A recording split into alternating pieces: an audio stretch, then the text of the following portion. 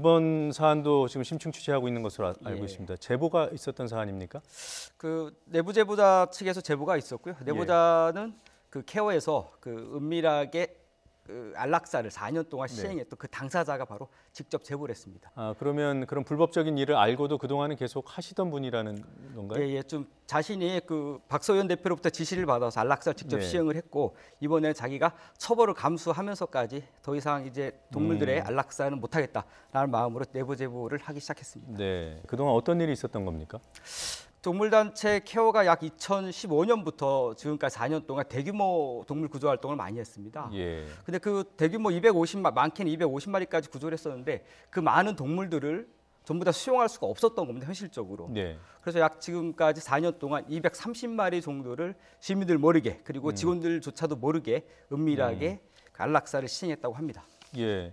그냥 안락사 시킨 것도 충격적인 건데요. 예. 더 나아가서 다른 의혹들이 나와요. 뭐 예. 식용 개농장에 넘겼다, 아니면 거기 업자랑 아예 짜고 일을 했다, 이런 얘기도 있어요. 어떻게 된 겁니까? 그 충남 홍성에 그 네. 케어가 운영하는 동물보호소가 있습니다. 보호소 세 곳 중에 한 세 곳 곳입니까? 중에 한 곳인데요. 네. 그 보호소는 사실 직원들에게 거의 공개가 되지 않은 일종의 비밀 보호소였습니다. 네. 직원들이 접근이 어려웠는데요. 그 안에서 무슨 일이 벌어지고 있는지 사람들이 잘 몰랐습니다.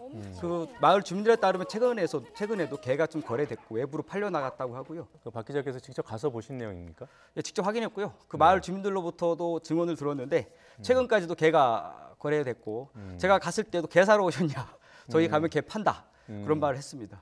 이뿐만 아니라 그 안락사된 동물들을 병원 실험용으로 제공했다, 예. 이런 보도도 있었어요. 그 유기견들을 본인 예. 임의대로 수십 마리 안락사해서 네. 대학교에 뭐 실험용으로 기증한다거나 아니면 개 주인이 뻔히 있는 위탁자가 맡긴 건데 잠시 네. 보호해달라고 맡긴 건데 그거를 또 안락사한다거나 그리고 또 아. 지자체로부터 유기견들을 보호한다는 명목으로 좀 네. 문서를 위조해서 두 군데에서부터 지원금을 편취한다거나 그런 네. 전력들이 수차례 있었습니다. 자, 안락사 규모가 큰 게 문제다, 아니면은 몰래 한 것이 문제다, 어떤 겁니까? 그 두 개 다 문제인데 일단은 수의학자의 정확한 그 예. 판단이 있어야 됩니다. 네. 아픈 동물이라든가 아니면은 사람들이라든가 다른 동물들한테 공격적인 성향이 있었을 때 불가피하게 안락사를 해야지 임의대로 건강한 개까지 죽일 수는 없거든요. 회원들이라든가 후원자 예. 그리고 직원들에게조차도 비밀로 시행을 했다는 겁니다. 예. 그래서 뭐 동물 치료와 보호로 후원금을 냈던 사람들이 현재 큰 배신감을 느끼고 있는 거죠. 다른 동물 보호 단체들이 그 이 케어 대표를 고발한다는 거 아니겠습니까? 그 혐의는 두 가지 정도 혐의가 제공될 수 있을 것 같습니다. 하나는 예. 동물보호법상에 그 필요하지 않은 상태에서 안락사했던 부분이 있겠고요. 예. 다른 부분은 횡령을 검토하고 있는데요. 동물을 예. 보호하고 치료한다는 명목으로 후원금을 받았기 때문에 이것에 예. 대해서도 지금 현재 그 횡령 혐의를 적용할 수 있을까 검토하고 있습니다. 뭐 한 가지 우려스러운 건 안 그래도 어렵게 동물 구조 예. 활동이라든가 보호 활동을 하는 단체들까지도 나쁜 인식을 받지 않을까, 예. 그게 좀 걱정입니다. 그 가장 먼저 피해를 당하는 게 그 동물들입니다. 추운 네. 겨울에 먹이가 끊기는 것을 현재 우려하고 있고 난방도 잘 안 되는 환경도 있습니다. 그래서 좀 많은 단체에서 섣부르게 좀 저희들이 뭐 자기들이 비판을 좀 받겠지만 섣부르게 후원을 좀 끊지 말아달라고 호소를 하고 있고요. 네. 지금 이번 일을 계기로 동물보호단체가 자정하는 계기가 될 테니까 네. 좀 더 지켜봐 달라는 입장입니다.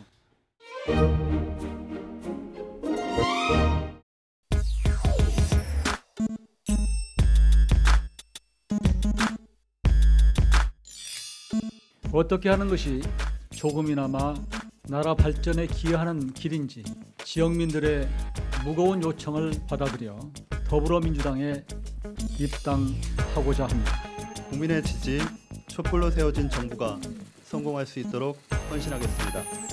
정부의 성공에 기여하기 위해 더불어민주당에 입당합니다.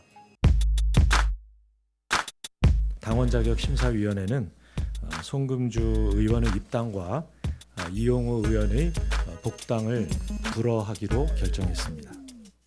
송금주, 이용호 의원, 민주당 입당을 신청을 했는데 거부당했습니다. 이게 지금 시점이 적절하지 않다, 이게 아니라 지금 거부를 당한 거예요? 시점의 문제라면 이분들이 다시 또 뭐 복당 내지는 입당 신청을 하실 수 있죠. 6개월 이후에 할 수 있다고 알고 네. 있는데요. 아마도 많은 고민들을 하셨을 것 같아요. 민주당 입장에서 이제까지 국회 운영에서 보면 사실 과반이 되지 못함에 따라 한 석이라도 아쉽다는 것도 이제 국민들께서 다 네. 아시는 상황일 텐데, 그런데 또 민주평화당과 이 협력을 통해서 국회를 운영해야 되는 이제 당 지도부의 입장도 고려해야 됐을 것이고요.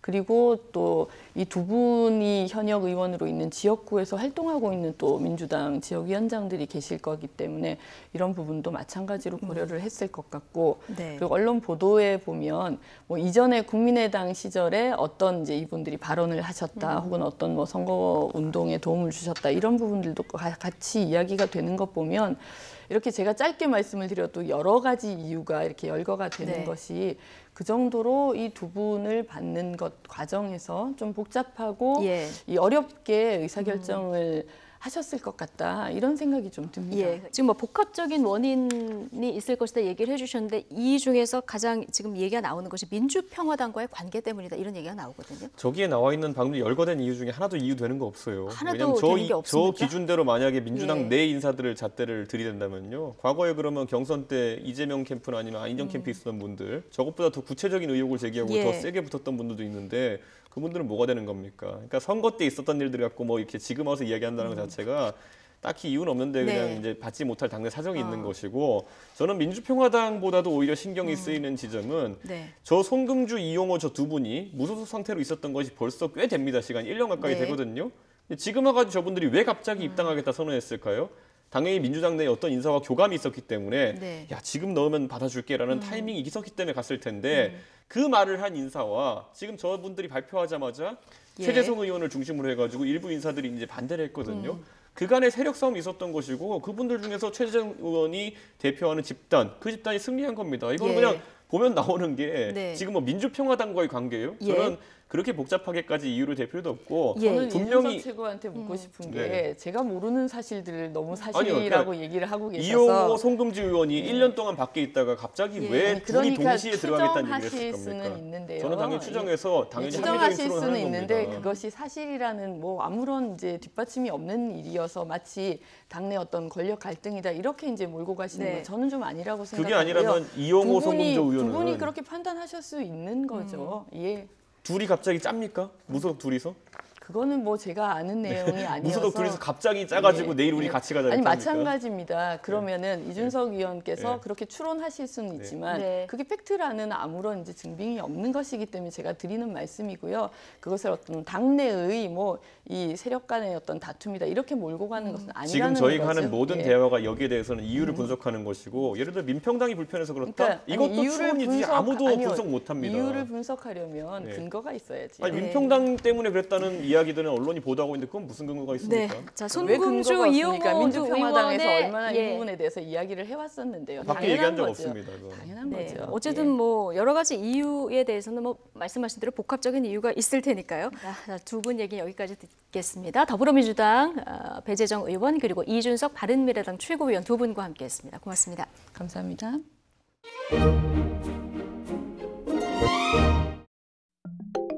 네, 중국발 스모그가 유입되면서 전국적으로 초미세먼지가 비상입니다. 올해 들어서 최악의 상황인데요. 서울의 초미세먼지 농도는 137 마이크로그램으로 평소보다 9배나 높습니다.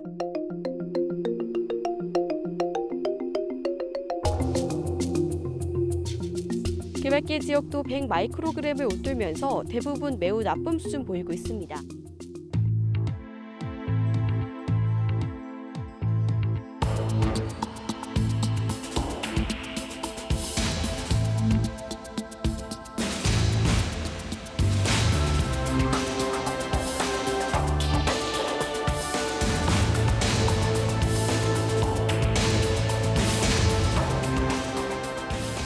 기존의 폐질환이 악화된다든지 혹은 뭐 심혈관, 뭐 예를 들어서 뭐 심근경색이라든지 뇌졸중 발생에도 영향을 미치는 것으로 돼 있고, 또 최근에는 뭐 비만과의 관련성도 많이 연구가 되고 있습니다.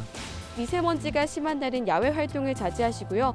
부득이하게 외출하신다면 황사용 마스크를 반드시 착용하시기 바랍니다.